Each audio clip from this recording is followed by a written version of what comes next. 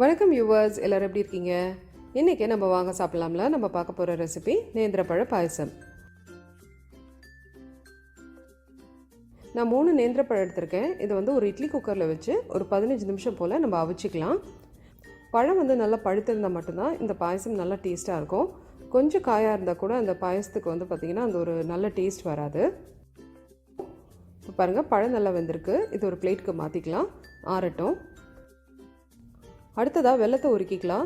400 gram அளவுக்கு வெல்லம் எடுத்திருக்கேன். இது உடைக்கிறதுக்கு என்கிட்ட கல் எதுவும் இல்லை, அதனால் இந்த மாதிரி முழுசாகவே வச்சு நான் உருக்கிக்க போகிறேன். இப்போ இதில் 1 கப் அளவுக்கு தண்ணியை சேர்த்துட்டு அது நல்லா கொதித்ததும் ஃப்ளேமை நல்லா லோவில் வச்சுருங்க. அது ஒரு பக்கம் கொதிக்கட்டும். நம்ம அதுக்குள்ளே பழத்தை ரெடி பண்ணிக்கலாம். இப்போ இந்த நேந்திர பழம் நல்லா ஆறிடுச்சு. இதை ஒரு மிக்ஸி ஜாருக்கு மாற்றிட்டு அதில் கொஞ்சமாக தண்ணி இல்லைன்னா பால் சேர்த்து நம்ம நல்லா மையாக அரைச்சிப்போம். இந்த பழத்துக்கு நடுவில் பார்த்திங்கன்னா சின்ன சின்னதாக கொட்டைகள் இருக்கும். உங்களுக்கு அது பிடிக்கலைன்னா அதை நீங்கள் ரிமூவ் பண்ணிக்கலாம். இப்போ பாருங்கள், பழம் நல்லா அரைஞ்சு வந்திருக்கு. இப்போது ஒரு நல்ல அடிகனமான பாத்திரத்தில் 5 டேபிள் ஸ்பூன் நெய் சேர்த்துக்கோங்க. நான் இந்த 3 நேந்திர பழத்துக்கு இருக்கிற கணக்கு சொல்கிறேன். நீங்கள் ஒரு பழம் எடுக்கிறீங்கன்னா 2 டேபிள் ஸ்பூன் நெய் போதுமானது. இந்த நெய் சூடானதும் நம்ம இந்த பழத்தை இதில் சேர்த்துருவோம். பழத்தை சேர்த்துட்டு நம்ம எப்படி ஹல்வா செய்வோமோ அதே மாதிரி நம்ம கிண்டிகிட்டே இருக்கணும். இப்போ பாருங்கள், 10 நிமிஷமாக நான் இந்த பழத்தை இந்த மாதிரி கிண்டிகிட்டே இருந்தேன். இப்போ ஒரு ஹல்வா பதத்தில் இருக்குது. சுத்தமாக நெய் இல்லை பாருங்கள்.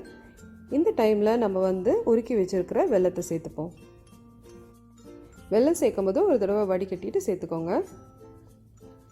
இப்போ இதை நல்லா கலந்துக்கலாம். வெல்லம் சேர்த்ததுக்கப்புறமா இந்த பழம் வேகாது. ஸோ ஒரு கொதி வந்ததுக்கப்புறமா நம்ம இதில் தேங்காய் பால் சேர்த்துக்கலாம். இப்போ 2 கப் அளவுக்கு தண்ணியாக இருக்கிற தேங்காய் பால் சேர்த்துக்கலாம். இதை சேர்த்துட்டு நல்லா மிக்ஸ் பண்ணிக்கோங்க.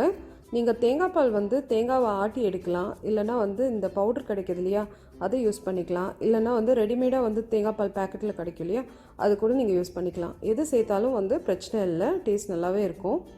இப்போ இதில் நல்ல ஒரு கொதி வந்ததுக்கப்புறமா இதில் 1 டீஸ்பூன் அளவுக்கு சீரகத்தூள் சேர்த்துக்கோங்க. 1/2 டீஸ்பூன் அளவுக்கு ஏலக்காய் தூளையும் சேர்த்துக்கோங்க. உங்ககிட்ட அப்படி சுக்குத்தூள் இருந்ததுன்னா அது சேர்த்துக்கோங்க. சுக்குத்தூள் இந்த பாயசத்துக்கு ரொம்ப நல்ல டேஸ்ட் கொடுக்கும். என்கிட்ட இப்போ ஸ்டாக் இல்லை. இப்போது மிதமான சூட்டில் வச்சுருங்க. இது ஒரு 10 நிமிஷம் போல் இது மாதிரி கொதிக்கட்டும். இப்போ பாருங்கள், பாயசம் நல்லா கெட்டியாக இருக்குது. இப்போ இதில் 1/2 கப் அளவுக்கு நல்ல கெட்டியான தேங்காய் பால் சேர்த்துக்கலாம்.